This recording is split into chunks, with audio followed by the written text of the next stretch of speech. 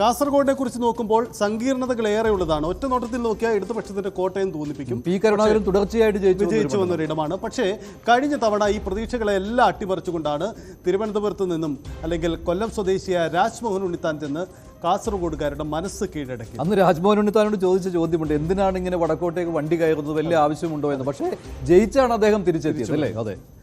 എന്തായാലും 4 പേർ തയ്യാറായിട്ടുണ്ട്. അതിൽ വി വിനോദ് തിരുവനന്തപുരത്തിന്റെ വിവരങ്ങൾ നൽകുകയാണ്. അത് ത്രികോണ മത്സരം, അക്ഷരാർത്ഥത്തിൽ കേരളത്തിൽ ത്രികോണ മത്സരം നടക്കുന്ന 2 മണ്ഡലങ്ങളിൽ ഒന്നാണ് തിരുവനന്തപുരം, പിന്നെ തൃശ്ശൂരുമാണ് അല്ലേ? പത്തനംതിട്ടയും നമുക്ക് അക്കൂട്ടത്തിൽ കൂട്ടാം. പിന്നെ KV ബൈജു കാസർഗോഡിന്റെ വിശേഷങ്ങൾ നൽകുന്നതിന് വേണ്ടിയാണ്. എറണാകുളത്തുണ്ട്, നവമിയുണ്ട്, ഒപ്പം തന്നെ ആജ്ഞ രവീന്ദ്രൻ നമുക്കൊപ്പം ചേരും. ആദ്യം നമ്മൾ തുടക്കത്തിൽ സൂചിപ്പിച്ചതുപോലെ തന്നെ കാസർഗോഡേക്ക് പോവുകയാണ്. കാസർഗോഡിന്റെ രാഷ്ട്രീയ സാഹചര്യം പരിശോധിക്കും. അതിനു മുമ്പ് തന്നെ കാസർഗോഡ് 7 നിയമസഭാ മണ്ഡലങ്ങളിൽ 5ഇടത്തും കൃത്യമായ ഇടതാധിപത്യം 2019 തെരഞ്ഞെടുപ്പിന് ശേഷം നടന്ന നിയമസഭാ തെരഞ്ഞെടുപ്പിൽ ഉണ്ടായിട്ടുണ്ട്. ഇതിൽ മഞ്ചേശ്വരവും കാസർഗോഡും മാത്രമാണ് ലീഗിന്റെ പ്രതിനിധികളുള്ളത്, UDFന്റെ പ്രതിനിധികളുമുള്ളത്.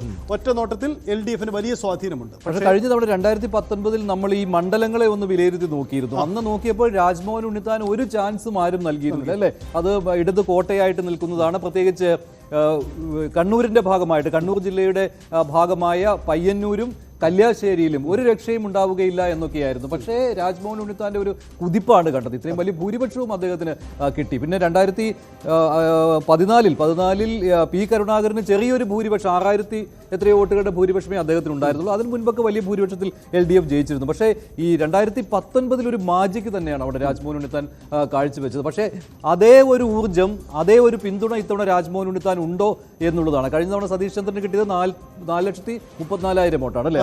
അത്രയും വോട്ടുകൾ കിട്ടിയിരുന്നു. പക്ഷേ 40,000 വോട്ടുകളുടെ ഭൂരിപക്ഷമാണെന്ന് മണ്ഡലത്തിൽ രാജ്മോഹൻ ഉണ്ണിത്താൻ ലഭിച്ചത്. ഒരിക്കലും പ്രതീക്ഷിക്കാത്ത ഒരു വിജയം എന്ന് മാത്രമല്ല, ഭൂരിപക്ഷം താരതമ്യേന വളരെ ഭേദപ്പെട്ട. കാസർഗോഡിനെ സംബന്ധിച്ചിടത്തോളം അത് വലിയൊരു ഭൂരിപക്ഷമായിരുന്നു. അദ്ദേഹത്തിന് 4,84,000 വോട്ടുകൾ പിടിക്കുവാൻ കഴിഞ്ഞിരുന്നു. എന്തായാലും ഇത്തവണ വാശിയേറിയ പോരാട്ടമാണ് എന്നുള്ള കാര്യത്തിൽ സംശയമില്ല. കാസർഗോഡ് പ്രവചനങ്ങൾ അത് സാധ്യമാകാത്ത ഒരു മണ്ഡലമാണ് കാസർഗോഡ്. എല്ലാ തവണയും അങ്ങനെ തന്നെയാണ്, ഇത്തവണയും അങ്ങനെയാണ്. KV ബൈജു ചേരുന്നുണ്ട് അല്ലെ? കൂടുതൽ വിവരങ്ങൾ ബൈജു, സ്വാഗതം. ബൈജു, എനിക്ക് തോന്നുന്നു ബൈജുവിനെ എനിക്ക് ഈ വിഷയം ഓർത്തെടുക്കാൻ പറ്റുന്നത്, രാജ്മോഹൻ ഉണ്ണിത്താൻ ഈ തെരഞ്ഞെടുപ്പ് പ്രഖ്യാപനത്തിന് വളരെ മുമ്പായി ബൈജുവിന് നൽകിയ ഒരു അഭിമുഖമുണ്ട്. ആ അഭിമുഖത്തിൽ ഉണ്ണിത്താൻ ആവർത്തിക്കുന്നുണ്ട് താനും കാസർഗോഡുമായിട്ടുള്ള ബന്ധം. അത് വലിയ കോൺഫിഡൻസിലാണ് പുള്ളി അന്ന് സംസാരിച്ചത്. പിന്നീട് തെരഞ്ഞെടുപ്പ് ചിത്രം ഇങ്ങ് വന്നു, പ്രചരണം ആരംഭിച്ചു, ആവേശം കണ്ടു. അതിനുശേഷം വന്ന പല സർവേകളും മുന്നോട്ട് വെച്ച അഭിപ്രായവും അന്ന് ആ രാജ്മോഹൻ ഉണ്ണിത്താൻ പങ്കുവെച്ച കോൺഫിഡൻസ് ലെവൽ കറക്റ്റാണ് എന്ന തരത്തിലാണ്. എന്താണ് ബൈജു ഈ 4 ദിവസം ശേഷിക്കെ എന്താണ് കാസർഗോഡിൻ്റെ ആ പൾസ് എങ്ങനെയാണ്? ഉണ്ണിത്താൻ എത്ര കണ്ട് സേഫാണ് കാസർഗോഡ്?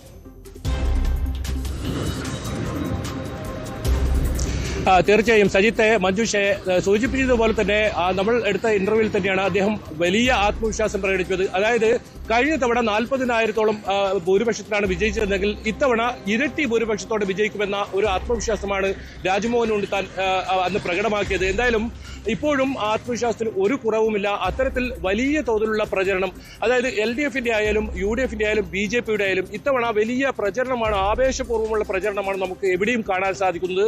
സംസ്ഥാന നേതാക്കൾക്ക് പുറമെ ദേശീയ നേതാക്കളും ഇത്തരത്തിൽ തെരഞ്ഞെടുപ്പ് പ്രചരണത്തിനായി കഴിഞ്ഞ ദിവസങ്ങളിലെല്ലാം ഉണ്ടായിരുന്നു. ഇന്ന് LDFന് വേണ്ടി മുഖ്യമന്ത്രി ജില്ലയിലുണ്ട്. ഇത് 2ാം തവണയാണ് മുഖ്യമന്ത്രി LDF സ്ഥാനാർത്ഥിക്ക് വേണ്ടി പ്രചരണത്തിനായി എത്തുന്നത്. അതുപോലെ തന്നെ രാജ്നാഥ് സിംഗ്, സ്മൃതി ഇറാനി തുടങ്ങിയ കേന്ദ്ര മന്ത്രിമാർ ഉൾപ്പെടെയുള്ളവർ BJP സ്ഥാനാർത്ഥിക്കായി എത്തുന്ന ഒരു സാഹചര്യമുണ്ടായി. എന്തായാലും വലിയ തോതിലുള്ള പ്രചരണം തന്നെയാണ് ഈ കഴിഞ്ഞ ദിവസങ്ങളിലെല്ലാം ഉള്ളത്. എന്തായാലും സജിത്ത് സൂചിപ്പിച്ചതുപോലെ തന്നെ ഉണ്ണിത്താനെ സംബന്ധിച്ചിടത്തോളം ഈ കാസർഗോഡ് മണ്ഡലത്തിൽ അപ്രതീക്ഷിതമായി ആണ് സ്ഥാനാർത്ഥിയായി വരുന്നതും ഇത്തരത്തിൽ വിജയിക്കുന്നതും. ഇത്തവണ വിജയിക്കുമെന്ന അദ്ദേഹം ആത്മവിശ്വാസം പ്രകടിപ്പിക്കുമ്പോഴും 35 വർഷമായി ഇടതിന്റെ കുത്തക മണ്ഡലം തിരിച്ചു പിടിക്കും എന്ന ഒരു ആത്മവിശ്വാസമാണ് LDF സ്ഥാനാർത്ഥി പ്രകടമാക്കുന്നത്. എന്തായാലും ഇത്തവണ മണ്ഡലം തിരിച്ചു പിടിക്കും എന്ന് തന്നെയാണ് അദ്ദേഹം പറഞ്ഞത്. ഏതായാലും പരമ്പരാഗത വോട്ടുകളിൽ വിള്ളൽ ഉണ്ടായില്ലെങ്കിൽ ഇടതുപക്ഷത്തിന് എന്തായാലും ഈസിയായി ഈ മണ്ഡലം എടുക്കാം. കാരണം ഇത്തവണ ജില്ലയിലുണ്ട്. അത് ശരി, പരമ്പരാഗത വോട്ടുകളിൽ വിള്ളൽ വീഴുമോ എന്നുള്ളതാണ്. പക്ഷേ കഴിഞ്ഞ തവണയും അങ്ങനെ പരമ്പരാഗതമായ വോട്ടുകളിൽ വിള്ളൽ വീണിരുന്നില്ല അല്ലേ ഇടതുപക്ഷത്തിന് കാസർഗോഡ്. പക്ഷേ പുതിയ വോട്ടുകൾ അത് തുടച്ചു രാജ്മോഹൻ ഉണ്ണിത്താനെ. അത് മാത്രമല്ല ഇടതുപക്ഷത്തേക്ക് പോകുമായിരുന്ന കുറെ വോട്ടുകൾ തിരിച്ചു പിടിക്കുവാനായിട്ട് രാജ്മോഹൻ ഉണ്ണിത്താൻ കഴിഞ്ഞു. പിന്നെ അന്ന് പറയുന്ന ഒരു കാര്യമുണ്ടായിരുന്നു, മുസ്ലിം ലീഗാണ് രാജ്മോഹൻ ഉണ്ണിത്താന്റെ വിജയത്തിന് വേണ്ടി കൈ മെയ് മറന്ന് പ്രവർത്തിച്ചതെന്ന്. അത് ശരിയുമായിരുന്നല്ലോ അല്ലേ കഴിഞ്ഞ തവണ 2019? ഈ സംസ്ഥാനത്തിന്റെ ഒരു പൊതു തരംഗം UDF അനുകൂലമായിരുന്നു എന്ന് പറയുമ്പോഴും യഥാർത്ഥത്തിൽ കാസർഗോഡ് റിസൾട്ട് മാറേണ്ടതായിരുന്നല്ലോ. അപ്പോൾ മറ്റെന്തോ ഒരു ഘടകം അവിടെ പ്രവർത്തിച്ചു എന്ന് വ്യക്തമാണ്. 2019 കാസർഗോഡ് ഈ ഒരു ഓളത്തിൽ തന്നെയല്ലേ രാജ്മോഹൻ ഉണ്ണിത്താന്റെ വിജയം. പക്ഷേ പെരിയ പോലെയുള്ള ഘടകങ്ങൾ, പെരിയയിലെ ആ ഇരട്ട കൊലപാതകം പോലെയുള്ള ഘടകങ്ങൾ നന്നായിട്ട് സഹായിച്ചിട്ടുണ്ട്. അതായത് കാസർഗോഡിനെ കൂടുതൽ ബാധിക്കുന്ന അത്തരം ഘടകങ്ങൾ ഒരുപക്ഷെ ഉണ്ണിത്താനെ തുണച്ചിട്ടുണ്ടാവാം. അതെ, കാരണം ഉണ്ണിത്താനെ എല്ലാം എതിർ ഘടകങ്ങളായിരുന്നു. ഒന്നാമത്തെ കാര്യം, ആ നാട്ടുകാരനായിരുന്നില്ല. തെക്കൻ കേരളത്തിൽ നിന്ന് വടക്കൻ കേരളത്തിൽ വന്ന് മത്സരിക്കുന്ന ഒരാൾ എന്നുള്ള ഇമേജ് ഉണ്ടായിരുന്നു. പിന്നെ മുൻ തെരഞ്ഞെടുപ്പുകളിൽ തോറ്റ ഒരു ചരിത്രം വന്ന് രാജ്മോഹൻ ഉണ്ണിത്താൻ ഉണ്ടായിരുന്നു. പിന്നെ കോൺഗ്രസ്സുകാർ എത്ര കണ്ട് രാജ്മോഹൻ ഉണ്ണിത്താനെ സ്വീകരിക്കും എന്നുള്ള കാര്യം ഒരു സംശയം അന്നുണ്ടായിരുന്നു. പക്ഷേ ഈ വന്നിറങ്ങി കഴിഞ്ഞപ്പോൾ ഞാൻ പറഞ്ഞതുപോലെ ഈ മുസ്ലിം ലീഗ് അദ്ദേഹത്തെ അങ്ങോട്ട് ഏറ്റെടുക്കുകയായിരുന്നു അവിടെ കണ്ടത് അല്ലേ. ഞാൻ ആ തെരഞ്ഞെടുപ്പ് പ്രചാരണത്തിൽ പങ്കെടുത്തു, കൂടെ പോയിരുന്നു. അതുകൊണ്ട് തന്നെ എനിക്കത് അറിയാൻ പറ്റും. ഉണ്ണിത്താന്റെ വാക്കുകളിൽ തന്നെ ഉണ്ണിത്താൻ സൂചിപ്പിക്കുന്നത്, ഞാനിങ്ങനെ ടെലിവിഷൻ ചർച്ചകളിൽ ഇങ്ങനെ നിറഞ്ഞു നിൽക്കുന്ന വ്യക്തിയാണ്, അതുകൊണ്ട് കാസർഗോഡുകാർക്ക് എനിക്കൊരു VIP പരിവേഷമുണ്ട്, അത് ഉണ്ടായിരുന്നു. പിന്നെ ഈ ഉണ്ണിത്താൻ കുറിമായച്ച വിവാദമൊക്കെ നമ്മൾ കണ്ടതാണ്. ഏത് ഉണ്ണിത്താൻ എവിടെ പോയാലും വിവാദം ഉണ്ടാക്കും എന്നുള്ള കാര്യത്തിൽ സംശയമില്ല. അദ്ദേഹം പക്ഷേ എന്നാലും അദ്ദേഹം അവസാന വിജയമുണ്ടല്ലോ, ഉണ്ണിത്താന്റെ വിജയം അന്നത്തെ സർവേകൾ പോലും പ്രവചിച്ചിരുന്നില്ല, തോക്കുമെന്നുള്ളതായിരുന്നു, കാസർഗോഡ് കിട്ടില്ല എന്നുള്ളതായിരുന്നു. പക്ഷേ അദ്ദേഹത്തിന്റെ വിജയം അതൊരു വലിയ ഘടകമായിരുന്നു. അദ്ദേഹത്തിന് അതിന്റെ ഒരു ഊർജ്ജം ഉണ്ടായിരുന്നു. അത് മാത്രമല്ല ഈ 5 വർഷവും അദ്ദേഹം ആ മണ്ഡലത്തിൽ ഉണ്ടായിരുന്നു. അദ്ദേഹം അതും പറയുമായിരുന്നു, തമാശ രൂപയുടെയാണെങ്കിൽ അദ്ദേഹം പറയുമായിരുന്നു വീട്ടിൽ പോയിട്ട് കാലം കുറയായി. അതെ, എനിക്ക് തോന്നുന്നു ഈ കഴിഞ്ഞ ലോക്സഭാ തെരഞ്ഞെടുപ്പിൽ കോൺഗ്രസിന്റെ 2 അപ്രതീക്ഷിത വിജയം, ഒന്ന് ഉണ്ണിത്താനും മറ്റൊന്ന് VK ശ്രീകണ്ഠനുമായിരുന്നു. ഈ 2 വിജയത്തിനും ശേഷം ഈ 2 പേരും വീണ്ടും 5 വർഷത്തിന് ശേഷം തെരഞ്ഞെടുപ്പിലേക്ക് വീണ്ടും എത്തുമ്പോൾ അവർ കരുത്തരാണ് എന്നതാണ് വളരെ പ്രത്യേകത. മണ്ഡലത്തിൽ കരുത്തരാണ്. പക്ഷേ അന്ന് അനുകൂലമായി വന്നിരുന്ന ഘടകങ്ങൾ ഇപ്പോൾ ഉണ്ണിത്താന് എതിരായിട്ടുണ്ടോ ചിലതെങ്കിലും എന്നുള്ളതാണ്. അത് പറയുന്ന ഒരു കാര്യം എന്നുള്ളത്, കോൺഗ്രസിൽ തന്നെ ഉണ്ണിത്താൻ ഇപ്പോഴുമുള്ള ആ ഒരു ഈ പ്രാദേശിക നേതാക്കളുമായിട്ടുള്ള എതിർപ്പ്, പക്ഷെ അതൊക്കെ ഉണ്ണിത്താന് പാച്ചപ്പ് ചെയ്യാനേ ഉള്ളൂ. അദ്ദേഹത്തിന്റെ രാഷ്ട്രീയ പരിചയം അതിനകത്തുണ്ട്. പിന്നെ MV ബാലകൃഷ്ണൻ എന്നയാൾ ചില്ലറക്കാരനല്ല, ഇടതുപക്ഷത്തിന് സ്ഥാനാർത്ഥിയായി വരുന്ന അദ്ദേഹം ആ മണ്ഡലത്തിൽ സുപരിചിതനാണ്, അവിടുത്തുകാരനാണ്, ഇല്ല അങ്ങനത്തെ ഘടകങ്ങളുണ്ട്. അതുകൊണ്ട് ജില്ലാ സെക്രട്ടറി എന്ന രീതിയിൽ സംഘടനാ രംഗത്ത് അദ്ദേഹത്തിന്റെ ആധിപത്യമുണ്ട്. അതുകൊണ്ട് ആ തരത്തിലുള്ള ദുർബലാവസ്ഥയൊന്നും CPM-ന്റെ സംഘടനാ സംവിധാനം ഇത്തവണ അവിടെ ബാധിക്കില്ല. BJP പിടിക്കുന്ന വോട്ടുകൾക്ക് ഒരു പരിധി അവിടെ ഉണ്ടാവുമല്ലോ. എന്തായാലും കാസർഗോഡും മഞ്ചേശ്വരത്തിലും അപ്പുറം വലിയ വേരോട്ടം BJPക്ക് ഇല്ല. എന്തായാലും പക്ഷേ മണ്ഡലത്തിൽ മുഴുവൻ നോക്കുകയാണെങ്കിൽ ഒരു 1,70,000 വരെ വോട്ടുകൾ പിടിക്കുവാനുള്ള ഒരു സാധ്യത BJPക്ക് ഉള്ളതുമാണ്. സുരേന്ദ്രൻ മത്സരിച്ച സമയത്ത് എനിക്ക് തോന്നുന്നു ഒരു 1,72 ആ ഒരു കണക്കായിരുന്നു അന്ന് വന്നിരുന്നത്. ഇത്തവണ അശ്വിനിയാണ് മത്സരിക്കുന്നത്. വലിയ പ്രചാരണമാണ്, അത് പ്രധാന ഘടകമാണ്. അവിടെ BJPയുടെ പ്രചാരണം നല്ല രീതിയിൽ മുന്നോട്ട് പോകുന്നുണ്ട്. എന്തായാലും സ്ഥാനാർത്ഥികളുടെ പ്രതികരണം, സ്ഥാനാർത്ഥികൾ എങ്ങനെയാണ് ഇത്തവണ അവിടെ കാസർഗോഡിന്റെ ജനവിധിയെ പ്രതീക്ഷിക്കുന്നത്, അവരുടെ പ്രതീക്ഷകൾ, അവകാശവാദങ്ങൾ വേഗത്തിൽ ഒന്ന് കേൾക്കാം. ഞാനിപ്പോ മഞ്ചേശ്വരത്തും അതുപോലെ തന്നെ കാസർഗോട്ടും പോകുമ്പോൾ MLA എന്നോട് പറയുന്നത് എന്താ, ഇവിടെ നിൽക്കണ്ട, നിങ്ങൾ പൊക്കോ, നിങ്ങൾ പോയി പയ്യന്നൂർ കല്യാശ്ശേരി നോക്ക്. 2 MLA എന്നോട് പറയുന്ന AK അഷ്റഫും നെല്ലിക്കുന്നും, ഇവിടെ ഒന്നും നിങ്ങൾ പേടിക്കണ്ട, ഞങ്ങൾ നോക്കിക്കോളാം. അവിടെ ചെല്ലുമ്പോൾ അവർ പറയുന്നത് കഴിഞ്ഞ തവണത്തേക്കാൾ ഭദ്രമാണ് ഇത്തവണ. കാരണം ഇത്തവണ എനിക്ക് വോട്ട് ചെയ്യുന്ന ആരാണെന്ന് കണ്ടുപിടിക്കണമെങ്കിൽ പാഴൂർ പടിയിൽ പോയി കബഡി നിർത്തിയാലേ കണ്ടുപിടിക്കാൻ പറ്റൂ. വോട്ടേഴ്സിന്റെ മനസ്സിൽ നിൽക്കുന്നത് അവരിത്തവണ ഈ തെരഞ്ഞെടുപ്പിൽ അത്ഭുതങ്ങൾ സൃഷ്ടിക്കും. കഴിഞ്ഞ തവണ എനിക്ക് 40,438 അത് ഇരട്ടിയാകും, അതിന് യാതൊരു തർക്കവുമില്ല. നിങ്ങൾ എഴുതിയിട്ടോ, ഈ നാടിനെ സ്നേഹിക്കുന്ന, സംസ്ഥാനത്തെ സ്നേഹിക്കുന്ന ഈശ്വര വിശ്വാസികളായ ജനങ്ങൾ എനിക്ക് അനുകൂലമായിട്ടേ ചിന്തിക്കൂ, പ്രവർത്തിക്കൂ, വോട്ട് ചെയ്യൂ. കഴിഞ്ഞ 20 ലോക്സഭാ മണ്ഡലങ്ങളിലും LDFിൻ്റെ വോട്ട് കുറഞ്ഞു. അതിൽ ആലപ്പുഴ മാത്രമാണ് LDFിൻ്റെ വോട്ട് കൂടിയത്. ഇവിടെ 5 മണ്ഡലങ്ങളിൽ എന്തിനാ, കല്യാശ്ശേരി, പയ്യന്നൂർ, തൃക്കരിപ്പൂർ, അതുപോലെ കാഞ്ഞങ്ങാട്, ഉദുമ, എല്ലാ സ്ഥലത്തും വോട്ട് കുറഞ്ഞിട്ടുണ്ട്. ആ വോട്ട് കുറയാനും ഇടയായിട്ടുള്ള അന്നത്തെ ഒരു സാഹചര്യമാണ്. ഒരു ഭാഗത്ത് വയനാട്ടിൽ ശ്രീമാൻ രാഹുൽ ഗാന്ധി മത്സരിക്കുന്നു, പ്രധാനമന്ത്രി കൊട്ടും കുരവയും ആനയും അമ്പാരിയും ആയിട്ട് വന്നു. അതുപോലെ തന്നെ ശബരിമല പ്രശ്നം വന്നു. ഇതെല്ലാം വന്നപ്പോൾ ജനങ്ങൾ എന്തോ അതിൽ ഭ്രമിച്ചു പോയി. ആ ജനങ്ങൾ ഇന്ന് പശ്ചാത്തപിക്കുന്നുണ്ട്, ഒരു സംശയമില്ല. ഇത് ഈ മണ്ഡലം എന്ന് പറയുന്നത് ഇടതുപക്ഷ ജനാധിപത്യം മുന്നേ ഇടതുപക്ഷത്തിൻ്റെ കോട്ട കൊത്തളമാണ്. ഇതിലൊന്നും ഒരു വിട്ടുവീഴ്ചയുമില്ല. ഈ 5 മണ്ഡലങ്ങൾ മാത്രമല്ല, നിങ്ങൾ അടുത്ത തെരഞ്ഞെടുപ്പ് കഴിഞ്ഞാൽ നോക്കൂ, മഞ്ചേശ്വരം, കാസർഗോഡ് അടക്കം LDFിൻ്റെ വോട്ട് വർദ്ധിക്കും. ഞാനിപ്പോൾ പറഞ്ഞത് നിങ്ങൾ പ്രഖ്യാപിച്ചു. സ്ത്രീ ആയിക്കൊണ്ട് സ്ത്രീകൾ ഇടയ്ക്ക് പോകുമ്പോൾ നല്ല സ്വീകരണമാണ്, നല്ല സപ്പോർട്ടാണ്, നല്ല ഒരു ആത്മവിശ്വാസം അവർക്ക് ഉണ്ട്. സ്ത്രീ ആയിട്ട് വന്നു കഴിഞ്ഞാൽ എന്തെങ്കിലും സ്ത്രീകൾക്ക് ഉപകാരം ഉണ്ടാവുമെന്ന് ആ വിശ്വാസം അവർക്കുണ്ട്. മൾട്ടി സ്പെഷ്യാലിസ്റ്റ് ഹോസ്പിറ്റൽ വേണം, കോളേജസ് വേണം, അതേപോലെ നമ്മളെ കുടിവെള്ളൻ്റെ പ്രശ്നങ്ങളുണ്ട്. ഞാൻ ഈ ലാസ്റ്റ് ടൈം ഇവിടെ പോയിട്ടുണ്ടായി, കടപ്പുറത്ത് പോയിട്ടുണ്ടായി. അപ്പോൾ അവിടെ ഹാർബറിൻ്റെ പ്രശ്നമുണ്ട്. എവിടെ പോയെങ്കിലും പ്രശ്നങ്ങൾ പറയുന്നുണ്ട് ആൾക്കാർ. സോ തീർച്ചയായിട്ടും ഞാൻ ഇവിടെ ജയിച്ചു വന്ന് കഴിഞ്ഞെങ്കിൽ മോദിജിൻ്റെ ഗ്യാരണ്ടീൻ്റെ അശ്വിൻ്റെ ഉറപ്പാണ് നല്ല കാസർഗോഡ് മണ്ഡലം ഡെവലപ്മെൻറ്റിൽ കാണും. ഇതിൽ എം വി ബാലകൃഷ്ണൻ പറഞ്ഞ ഒരു കാര്യമുണ്ട്. 2019 ഒരുപാട് ഘടകങ്ങൾ ഉണ്ടായിരുന്നു, അതിൽ ശബരിമല പോലെയുള്ള ഘടകങ്ങൾ വന്നിരുന്നു. അന്ന് അങ്ങനെ ഒരു UDF-ന്റെ അനുകൂലമായി കിട്ടിയ പൊതുവായ തരംഗം, അതിൽ രാജ്മോഹൻ ഉണ്ണിത്താൻ ജയിച്ചതാണ്. ആ ഘടകങ്ങളൊന്നും ഇല്ല എന്ന് അദ്ദേഹം പറയുന്നത് 2021 നിയമസഭാ തെരഞ്ഞെടുപ്പായി താരതമ്യപ്പെടുത്തിയാണ്. അദ്ദേഹം ഈ 5 മണ്ഡലങ്ങളുടെ കാര്യം മാത്രമല്ല, ഈ കാസർഗോഡും മഞ്ചേശ്വരവും പോലും അവിടെ അനുകൂലമായ സ്ഥിതി ഇടതുപക്ഷത്തിനുണ്ടെന്നാണ് പറയുന്നത്. പക്ഷെ അങ്ങനെ ഒരു അദ്ദേഹം പറയുന്ന ആ ഒരു ആത്മവിശ്വാസം കാസർഗോഡും മഞ്ചേശ്വരത്തിലും ഒരുപക്ഷെ ആത്മവിശ്വാസം ഒട്ടും ശരിയാവാൻ വഴിയില്ല. കാരണം അത് ലീഗിന്റെ കോട്ടകളാണ്, ലീഗിന്റെ വലിയ സ്വാധീന ശക്തിയുള്ള ഇടങ്ങളാണ്. രണ്ടാം സ്ഥാനത്ത് പലപ്പോഴും BJP വരുന്ന സ്ഥലങ്ങളാണ്. അതുകൊണ്ട് കല്യാശ്ശേരിയും പയ്യന്നൂരും പക്ഷേ പറയുന്നത് ശരിയാണ്. രാജ്മോഹൻ ഉണ്ണിത്താൻ പറയുന്നുണ്ട് കല്യാശ്ശേരിയിലും പയ്യന്നൂരിലും നിങ്ങൾ പോയാൽ മതി എന്ന് പ്രവർത്തകർ പറയുന്നുണ്ട് എന്ന്. പക്ഷേ ഈ ഉദുമയും ഒക്കെ അത്ര സേഫ് ആണോ? ഉദുമ, അതുപോലെ തന്നെ തൃക്കരിപ്പൂരുണ്ട്. തൃക്കരിപ്പൂരിലും ഇടതുപക്ഷത്തിന്റെ ഒരു കോട്ട തന്നെയാണ്. തീർച്ചയായിട്ടും എനിക്ക് തോന്നുന്നു ഈ ഇടതുപക്ഷത്തിന്റെ സംഘടനാ രീതിയിൽ പരമ്പരാഗത വോട്ടുകൾ കൃത്യമായി പോൾ ചെയ്യപ്പെട്ടാൽ ഇപ്പോഴും ഇടതുപക്ഷത്തിന്റെ സാധ്യത നിലനിൽക്കുന്ന ഒരു മണ്ഡലമാണ് അവിടെ. കാഞ്ഞങ്ങാടും ഇടതുപക്ഷത്തിന്റെ തന്നെയാണ്. അതെ, സാധ്യതയും അങ്ങനെ തന്നെയാണ്. എന്തായാലും നമുക്ക് കാസർഗോഡിന്റെ രാഷ്ട്രീയം കൂടുതൽ വിശദമായി തന്നെ പരിശോധിക്കാം. അവിടുത്തെ സാഹചര്യങ്ങൾ, സങ്കീർണമാകാൻ പോകുന്ന ഇനിയുള്ള ഘടകങ്ങൾ, അത്തരം കാര്യങ്ങളിലേക്കൊക്കെ വിശദമായി തന്നെ നമുക്ക് വരാം. വേഗത്തിൽ ഒരു ഇടവേള, മടങ്ങി. ഇലക്ഷൻ പൂരം തുടരുകയാണ്. ഇപ്പോൾ കാസർഗോഡ് മണ്ഡലം എങ്ങനെയാണ് ചിന്തിക്കുന്നത്, ഇതേക്കുറിച്ചുള്ള ഒരു വിലയിരുത്തലാണ് നടത്തിക്കൊണ്ടിരിക്കുന്നത്. സ്ഥാനാർത്ഥികൾ പറയുന്നത് ആത്മവിശ്വാസമേറിയ വാക്കുകളാണ്. അതിൽ പ്രത്യേകിച്ച് രാജ്ഭവൻ ഉണ്ണിത്താൻ, അദ്ദേഹത്തിന് ഒരിക്കലും ആത്മവിശ്വാസക്കുറവ് ഉണ്ടാകാറില്ല അല്ലേ? അദ്ദേഹത്തോട് സംസാരിക്കുമ്പോഴൊക്കെ നമുക്കത് ഫീൽ ചെയ്യാറുള്ളതാണ്. കാരണം അദ്ദേഹം ഒരിക്കലും ഈ നെഗറ്റീവ് കാര്യങ്ങളിലേക്ക് പോകാറില്ല. എത്ര ബുദ്ധിമുട്ടുള്ള കാര്യങ്ങളാണെങ്കിൽ പോലും അത് നടക്കുമെന്ന് തന്നെയാണ് അദ്ദേഹം പറയാറുള്ളത്. അത് തന്നെ ഇന്ന് രാജ്ഭവൻ ഉണ്ണിത്താൻ്റെ ഈ വാക്കുകളിലും പ്രതിഫലിക്കുകയാണ്. ഒരു ബുദ്ധിമുട്ടും ഉണ്ടാവുകയില്ല. ഇവിടെ കാസർഗോഡ് ജില്ലയിലെ 5 മണ്ഡലങ്ങളിൽ ഒരു ബുദ്ധിമുട്ടുമില്ല. പക്ഷെ പിന്നെയുള്ളത് കണ്ണൂരിലെ ഈ പറയുന്ന കല്യാശ്ശേരിയും അതുപോലെ പയ്യന്നൂരുമാണ് കുറച്ചെങ്കിലും വിഷമമുള്ളത്. അതുകൊണ്ട് അങ്ങോട്ട് കോൺസെൻട്രേറ്റ് ചെയ്യാൻ പ്രവർത്തകർ പറഞ്ഞിരിക്കുകയാണെന്നാണ് രാജ്മോഹൻ ഉണ്ണിത്താൻ പറയുന്നത്. യെസ്, ബൈജു, നമ്മൾ ഈ CPM-ന്റെ സാധ്യത, ഇടതുപക്ഷത്തിന്റെ സാധ്യതയെക്കുറിച്ച് ചിന്തിക്കുമ്പോൾ NV ബാലകൃഷ്ണൻ അദ്ദേഹം എത്ര കണ്ട് അനുയോജ്യനായ ഒരു സ്ഥാനാർത്ഥിയാണ് എന്ന സംശയം തുടക്കത്തിൽ ഉയർന്നു. ജില്ലാ സെക്രട്ടറിയാണ്, സംഘടനാ രംഗത്ത് മികവുണ്ട്. പക്ഷേ അല്പം കൂടി ഒരു പുതുമുഖം ഉണ്ണിത്താനെതിരെ അവിടെ വേണമായിരുന്നോ എന്ന സംശയമൊക്കെ ആദ്യം ഉയർന്നിരുന്നു. അവിടെയാണ് TV രാജേഷിന്റെ പേരൊക്കെ ആ ഘട്ടത്തിൽ ചർച്ചയായത്. എന്തായാലും അതെല്ലാം മാറി നിന്നു. NV ബാലകൃഷ്ണൻ തന്നെ തെരഞ്ഞെടുപ്പ് രംഗത്ത് സജീവമായി നിൽക്കുന്നു. ഇപ്പോൾ ഈ സാഹചര്യത്തിൽ രാഷ്ട്രീയ വോട്ടുകൾ കൃത്യമായി പോളിയപ്പെട്ടാൽ ഇടതുപക്ഷത്തിന്റെ സാധ്യത തീർച്ചയായും കാസർഗോഡ് ഉണ്ട് എന്നതാണ് അവിടുത്തെ മണ്ഡലത്തിന്റെ പൊതുചിത്രം പരിശോധിക്കുമ്പോൾ നമുക്ക് മനസ്സിലാക്കാനാവുന്നത്. പക്ഷേ ലോക്സഭയിലേക്ക് വരുമ്പോൾ ഈ ഉണ്ണിത്താൻ എഫക്റ്റ് അത് NV ബാലകൃഷ്ണന് മറികടക്കാൻ കഴിയുമോ? അത്രയും ആ സംഘടനാശേഷി ഉപയോഗിച്ചുകൊണ്ട് അങ്ങനെ ഒരു പോളിംഗിലേക്ക് മാറ്റമുണ്ടാക്കാൻ ഇടതുപക്ഷത്തിന് കഴിയുമോ? അങ്ങനെ പ്രതീക്ഷ വേണോ?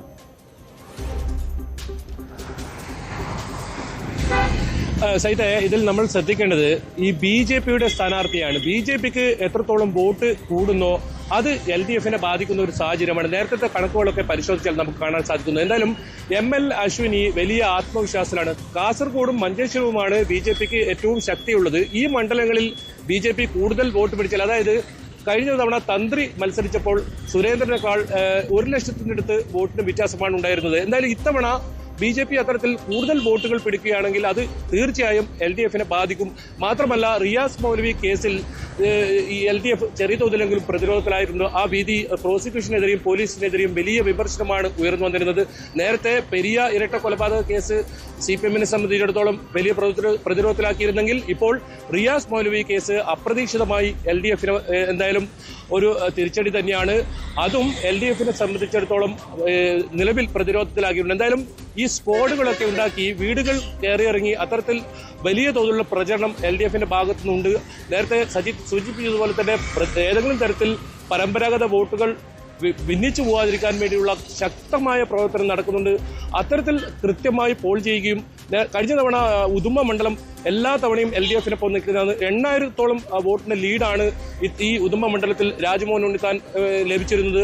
ഈ മണ്ഡലത്തിലും കൂടുതൽ വോട്ടുകൾ നേടിയാൽ ഈ മുഖ്യമന്ത്രി 2 തവണയാണ് ഉദുമ മണ്ഡലത്തിൽ പ്രചരണത്തിനായത്. ഉദുമ മണ്ഡലം കൃത്യമായി ഇത്തരത്തിൽ ഫോക്കസ് ചെയ്തുകൊണ്ട് തന്നെയാണ് പ്രചരണം LDF-ന്റെ ഭാഗത്തുനിന്നുള്ളത്. എന്തായാലും കല്യാശ്ശേരിയും പയ്യന്നൂരും ഇത്തവണ വോട്ട് ചോർച്ചയില്ലെങ്കിലും മഞ്ചേശ്വരവും കാസർഗോഡും BJP എത്ര വോട്ട് കൂടുതൽ പിടിക്കുന്നോ അത് LDFനെ സംബന്ധിച്ചിടത്തോളം എന്തായാലും ശരിയാണ് ബൈജു. എന്തായാലും ആ കാസർഗോഡ് ജില്ലയിലെ 5 മണ്ഡലങ്ങൾ വളരെ നിർണായകമാകും രാജ്മോഹൻ ഉണ്ണിത്താൻ. ഒരു കാര്യം കൂടി, ഈ തുടക്ക സമയത്തൊക്കെ ഉണ്ടായിരുന്ന ആ ഒരു മുറമുറുപ്പുണ്ടല്ലോ രാജ്മോഹൻ ഉണ്ണിത്താനെതിരെയുള്ള ഈ പ്രാദേശിക നേതാക്കളുടെയൊക്കെ ഒരു കോൺഗ്രസിന്റെ തന്നെ പ്രാദേശിക നേതാക്കളുടെ ചില പ്രശ്നങ്ങളൊക്കെ, അതൊക്കെ മാറിയോ? അതൊക്കെ പാച്ചപ്പ് ചെയ്യാനായിട്ട് രാജ്മോഹൻ ഉണ്ണിത്താൻ കഴിഞ്ഞിട്ടുണ്ടോ? എങ്ങനെയാണ് ഗ്രൗണ്ട് ലെവലിൽ ഇപ്പോൾ ഈ സംഘടനാ സംവിധാനം ഏത് രീതിയിൽ പ്രവർത്തിക്കുന്നു?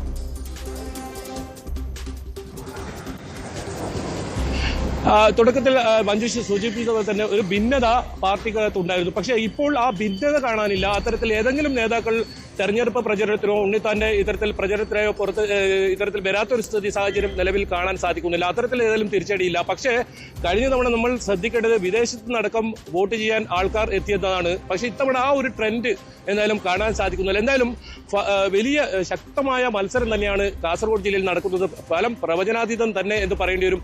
അതിനിടയിലാണ് വിവാദങ്ങൾക്കും ഒട്ടും കുറവല്ല. വോട്ടെടുപ്പിന് മുമ്പ് തന്നെ വിവാദങ്ങളും ഉയർന്നു. കള്ളവോട്ട്, കല്യാശ്ശേരിയിലെ കള്ളവോട്ട് വിവാദം, ഒപ്പം ഈ മോക്ക് പോളിംഗ് ഇത്തരത്തിൽ ഈ EVM മിഷന്റെ BJP സ്ഥാനാർത്ഥിക്ക് വോട്ട് ഇരട്ട വോട്ട് വീണ സംഭവം, ഇത്തരത്തിൽ വിവാദങ്ങൾക്കും ഒട്ടും കുറവല്ല കാസർഗോഡും വോട്ടെടുപ്പിന് മുമ്പ് തന്നെ. എന്തായാലും ശക്തമായ മത്സരം തന്നെയാണ്. ഇത്തരത്തിൽ ആര് ജയിക്കും എന്ന് പ്രവചിക്കാൻ കഴിയാത്ത രീതിയിലുള്ള ശക്തമായ മത്സരം, ഒപ്പം BJPയുടെ കരുത്ത് BJP വർദ്ധിപ്പിക്കുമോ എന്നതും എന്തായാലും ശരിയാണ്. ബൈജുവിന് കൃത്യമായ അനാലിസിസ് ആണ് വന്നിരിക്കുന്നത്. കാരണം ഈ BJP വോട്ടുകൾ പിടിക്കുന്നത് അത് LDFനെതിരാകുന്ന ഒരു മണ്ഡലമാണ് കാസർഗോഡ്. അതായത് ഈ മഞ്ചേശ്വരത്തും കാസർഗോഡും ഈ 2 നിയമസഭാ മണ്ഡലങ്ങളിൽ BJP കൂടുതൽ വോട്ടുകൾ പിടിച്ചാൽ അത് LDFനാണ് ദോഷം എന്ന രീതിയിലാണ് പൊതുവെ കാസർഗോഡ് മണ്ഡലത്തിൽ അങ്ങനെ ഒരു വിലയിരുത്തലാണ് വരുന്നത്. ബൈജു പറഞ്ഞ കൃത്യമാണ്. പക്ഷേ ഈ കല്യാശ്ശേരിയിലും അതുപോലെ തന്നെ പയ്യന്നൂരിലും പരമാവധി എത്ര വോട്ടുകൾ പോൾ ചെയ്യിക്കാൻ കഴിയും, അത് അനുകൂലമാക്കി മാറ്റിയെടുക്കാൻ CPMന് കഴിയും എന്നുള്ളത് ഏറെ പ്രത്യേകതയുള്ളതാണ്. കാരണം അവിടെ 10,000-ൽ കൂടുതൽ ലീഡൊക്കെ പോകാറുള്ളതാണ്. അങ്ങനെയൊക്കെ വരുന്ന സാഹചര്യം ഉണ്ടായിട്ടുള്ളതാണ്. അപ്പോൾ അത് ആ 2 മണ്ഡലങ്ങളും വളരെ വളരെ പ്രധാനപ്പെട്ടതാണ് CPMന്.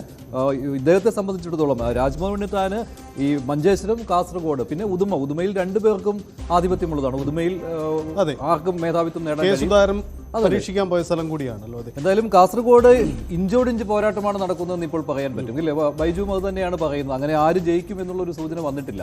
ഉണ്ണിത്താൻ ഫൈറ്ററാണ്.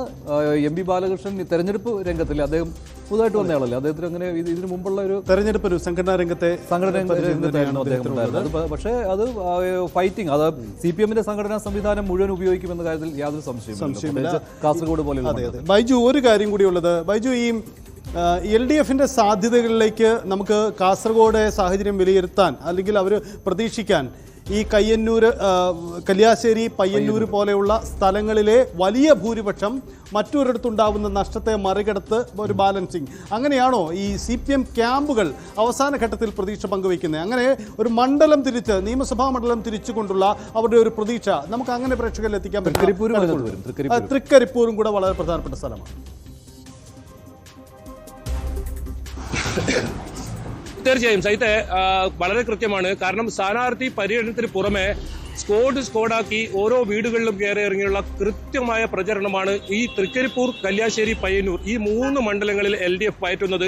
അത് സജിത്ത് സൂചിപ്പിച്ചതുപോലെ തന്നെ ഏതെങ്കിലും തരത്തിൽ ഇവിടുന്ന് ഒരു വോട്ട് അത്രത്തോളം കുറയാത്ത രീതിയിൽ ശക്തമായ സംഘടനാ സംവിധാനം CPM ഉപയോഗിക്കുന്നുണ്ട്. ഈ 3 മണ്ഡലങ്ങളിലെ ആണ് CPM അഥവാ BJP നേരത്തെ സൂചിപ്പിച്ചതുപോലെ തന്നെ കാസർഗോഡും അതുപോലെ തന്നെ മഞ്ചേശ്വരത്തും ഏതെങ്കിലും തരത്തിൽ അട്ടിമറി BJPക്ക് കൂടുതൽ വോട്ടുകൾ നേടുന്ന സാഹചര്യം ഉണ്ടായാൽ പോലും കൃത്യമായ കണക്കാണ്. ഈ 3 മണ്ഡലങ്ങളിലെ വോട്ടുകൾ നിലനിർത്തിയാൽ തന്നെ LDFന് കാസർഗോഡ് മണ്ഡലം പിടിച്ചെടുക്കാൻ എന്തായാലും ആവും. കാരണം 40,000-ന്റെ ഭൂരിപക്ഷത്തെ മാത്രമേ ഉള്ളൂ. അതുമാത്രമല്ല 40,000-ത്തോളം പുതിയ വോട്ടർമാരുണ്ട്.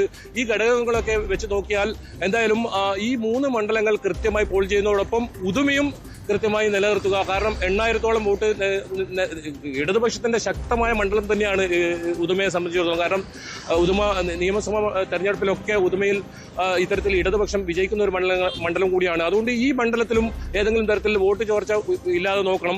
അതും എന്തായാലും ഞാൻ നേരത്തെ സൂചിപ്പിച്ചതുപോലെ മുഖ്യമന്ത്രി ഉൾപ്പെടെ 2 തവണയാണ് തെരഞ്ഞെടുപ്പ് പ്രചരണത്തിനായി ഉദുമ മണ്ഡലത്തിൽ മാത്രം എത്തിയത്. ഇന്നും മുഖ്യമന്ത്രി ഈ ഉദുമ മണ്ഡലത്തിലെ തെരഞ്ഞെടുപ്പ് പ്രചരണത്തിൽ ഇന്നും ഉണ്ടായിരുന്നു. ആ രീതിയിൽ കൃത്യമായ സ്ക്വാഡ് വർക്ക് കൂടി നടത്തി ഈ ഏതെങ്കിലും തരത്തിൽ ഭിന്നത ഉണ്ടാവാതിരിക്കാനുള്ള എല്ലാ ശ്രമവും ഇടതുപക്ഷത്തിന്റെ ഭാഗത്തു നിന്നും ഉണ്ട്. ആ ആത്മവിശ്വാസം തന്നെയാണ് ബാലകൃഷ്ണൻ മാഷ് ന്യൂസ് 18നോട് പങ്കുവെച്ചതും. ഇത്തവണ എന്തായാലും മണ്ഡലം പിടിച്ചെടുക്കുമെന്ന ഒരു ആത്മവിശ്വാസം എം പി അതോടൊപ്പം തന്നെ സാഹിത്യ ബൈജു മറ്റൊരു കാര്യം കൂടി, കള്ളവോട്ട്, ഇരട്ട വോട്ട് ഇതൊക്കെ ഏറെ ചർച്ച ചെയ്യുന്ന ഒരു മണ്ഡലമാണ് കാസർഗോഡ്. അതുകൊണ്ട് ഇരട്ട വോട്ടുകൾ കണ്ടെത്തി അത് നീക്കം ചെയ്യിക്കുക, ഇതൊക്കെ വലിയൊരു പ്രയത്നമാണ് കാസർഗോഡ് മണ്ഡലത്തിൽ. ബൈജു, ഇത്തവണ ആ രീതിയിലുള്ള പരാതികളൊക്കെ ഉയർന്നിട്ടുണ്ടോ? ഈ കള്ളവോട്ട് ചെയ്യുന്ന സ്ഥലം എന്നുള്ള ഒരു മോശം ഇമേജ് കൂടി വരാറുള്ളതാണല്ലോ ഈ കാസർഗോഡ് മണ്ഡലത്തിൽ.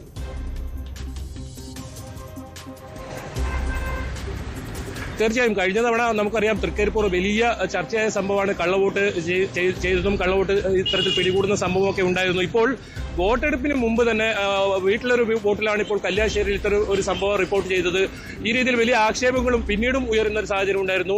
എന്തായാലും ജില്ലാ ഭരണകൂടം വ്യക്തമാക്കുന്നത് ഏതെങ്കിലും തരത്തിൽ കള്ളവോട്ട് അല്ലെങ്കിൽ ഇത്തരത്തിൽ ഏതെങ്കിലും സാങ്കേതിക തകരാറൊന്നുമില്ലാതെ കൃത്യമായ തെരഞ്ഞെടുപ്പിനുള്ള എല്ലാ ഒരുക്കങ്ങളും പൂർത്തിയായെന്നാണ് ജില്ലാ കളക്ടർ ആവർത്തിച്ച് വ്യക്തമാക്കുന്നത്. ഏതായാലും പോലീസിന്റെ അത്തരത്തിലുള്ള സുരക്ഷാ സംവിധാനവും കാസർഗോഡ് ജില്ലയെ സംബന്ധിച്ചിടത്തോളം അതീവ സുരക്ഷാ ബൂത്തുകൾ ഒരുപാടുണ്ട്. 70ഓളം അതീവ സുരക്ഷാ ബൂത്തുകളുണ്ട്. ഇവിടങ്ങളിലെല്ലാം ശക്തമായ പരിശോധന ഉണ്ടാവുമെന്നും ജില്ലാ ഭരണകൂടവും വ്യക്തമാക്കുന്നു. ശരി ബൈജു, അതാണ് സാഹചര്യം. എന്തായാലും കാസർഗോഡ് ചില സാഹചര്യങ്ങൾ കൂടി നമുക്ക് ഉത്തരം തേടേണ്ടതുണ്ട്. യെസ്, മടങ്ങി വരുമ്പോൾ വീണ്ടും നമുക്ക് കാസർഗോഡിലെ ചില കാര്യങ്ങൾ കൂടി പരിശോധിക്കാം.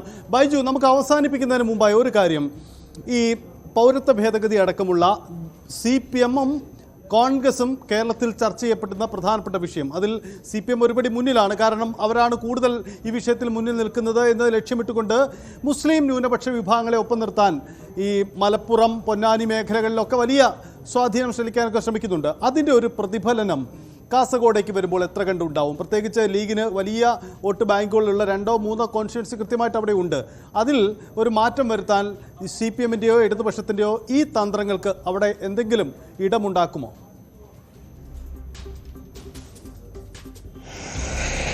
തീർച്ചയായും സഹിത വളരെ പ്രധാനമാണ്. കാരണം ഈ പൗരത്വ ഭേദഗതി നിയമത്തിനെതിരെ ശക്തമായി ഇടതുപക്ഷം മുന്നോട്ട് വന്നിരുന്നു. മുഖ്യമന്ത്രി ഉൾപ്പെടെ കാസർഗോഡ് ജില്ലയിലും ഇത്തരത്തിൽ ഒരു ക്യാമ്പയിൻ ഉണ്ടായിരുന്നു. അത് LDF-നെ സംബന്ധിച്ചിടത്തോളം ചെറിയ ഗുണമുണ്ടാകും എന്ന് തന്നെയാണ് വിലയിരുത്തപ്പെടുന്നത്. അത് എന്തായാലും LDF അത് മുന്നിൽ കണ്ടുകൊണ്ട് തന്നെയാണ് തെരഞ്ഞെടുപ്പ് പ്രചരണത്തിന് തുടക്കം കുറിച്ചത് തന്നെ. പൗരത്വ ഭേദഗതി ബില്ലിനെതിരെ, ഇത്തരത്തിൽ നിയമത്തിനെതിരെ ശക്തമായ പ്രക്ഷോഭ പരിപാടികൾ കഴിഞ്ഞ ദിവസങ്ങളിലെല്ലാം നൈറ്റ് മാർച്ചുകളായിരുന്നു. അതായത് സ്ഥാനാർത്ഥി ആയിരുന്നു ഈ നൈറ്റ് മാർച്ചിനെല്ലാം നേതൃത്വം നൽകിയത്. എല്ലാ ദിവസവും ഇത്തരത്തിൽ നൈറ്റ് മാർച്ച് ഉണ്ടായിരുന്നു. ആ കാര്യത്തിൽ CPM കൃത്യമായി ആ സംഭവം ഉപയോഗിച്ചു എന്ന് തന്നെയാണ് പറയാൻ. അതെന്തായാലും ഇടതുപക്ഷത്തിനെ സംബന്ധിച്ചിടത്തോളം ഗുണം ചെയ്യുമെന്ന വിലയിരുത്തൽ തന്നെയാണുള്ളത്. മുസ്ലിം ലീഗും ഈ വിഷയം ശക്തമായി ഉയർത്തുമ്പോൾ അത് ന്യൂട്രലൈസ് ചെയ്ത് പോവില്ലേ അല്ലേ?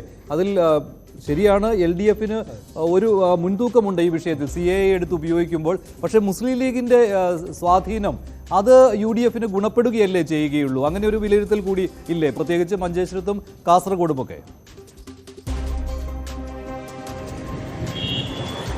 തീർച്ചയായും അത് പറയുമ്പോൾ മറ്റൊരു കാര്യമുണ്ട്. ഈ രാജ്മോഹൻ ഉണ്ണിത്താനെതിരെ ഒരു വീഡിയോ പുറത്തിറക്കുന്ന ഒരു സാഹചര്യം ഉണ്ടായിരുന്നു. അത് വലിയ വിവാദമായിരുന്നു. നമ്മൾ തന്നെ റിപ്പോർട്ട് ചെയ്തതാണ്.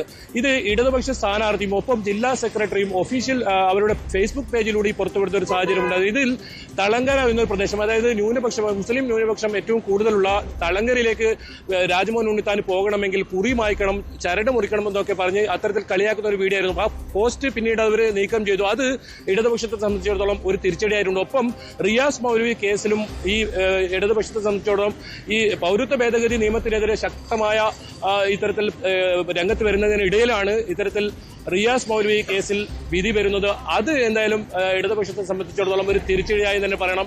ഈ രണ്ട് സംഭവവും പൗരത്വ ഭേദഗതി ബില്ലിനെതിരെ എത്രത്തോളം മേൽക്കൈ നേടിയോ അതിന് ചെറിയ മങ്ങലേൽപ്പിച്ചു എന്ന് തന്നെ പറയണം.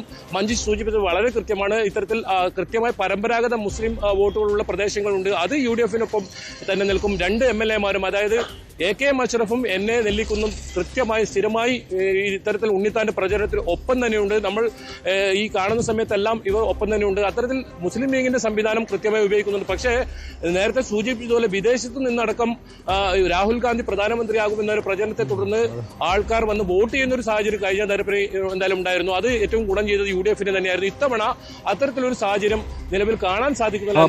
ശരിയാണ് സഹിത ഒരു കാര്യം, 2019 രാഹുൽ ഗാന്ധി വയനാട്ടിൽ വന്ന് മത്സരിച്ചത് ഏറെ ഗുണം ചെയ്ത ഒരു മണ്ഡലമാണ് കാസർഗോഡ് എന്ന കാര്യത്തിൽ സംശയമില്ലല്ലോ. രാജ്മോഹൻ ഉണ്ണിത്താൻ അത് വളരെയധികം ഗുണം ചെയ്തു. മറ്റൊരു കാര്യം, എനിക്ക് തോന്നുന്നു കാസർഗോഡ് ഇത്തവണ ഈ ലീഗിന്റെ കൊടി വയനാട്ടിൽ ഉയർത്താത്തത് ആ വിഷയവും ഉന്നയിക്കുന്നുണ്ടെന്നാണ് എനിക്ക് തോന്നുന്നത്. ബൈജു, ആ ഒരു വിഷയവും ഉന്നയിക്കുന്നുണ്ടല്ലോ ഇല്ലേ LDF? ഈ ലീഗിന്റെ കൊടി ഉയർത്തുവാൻ കഴിയുന്നില്ല കോൺഗ്രസിന് ആ ഒരു വിഷയം കൂടി ഉന്നയിക്കുന്നുണ്ടല്ലോ അല്ലേ? തീർച്ചയായും ഇന്ന് മുഖ്യമന്ത്രി പിണറായി വിജയൻ നടത്തിയ വാർത്താ സമ്മേളനത്തിലും ഈ കാര്യം എടുത്തു പറയുകയുണ്ടായി.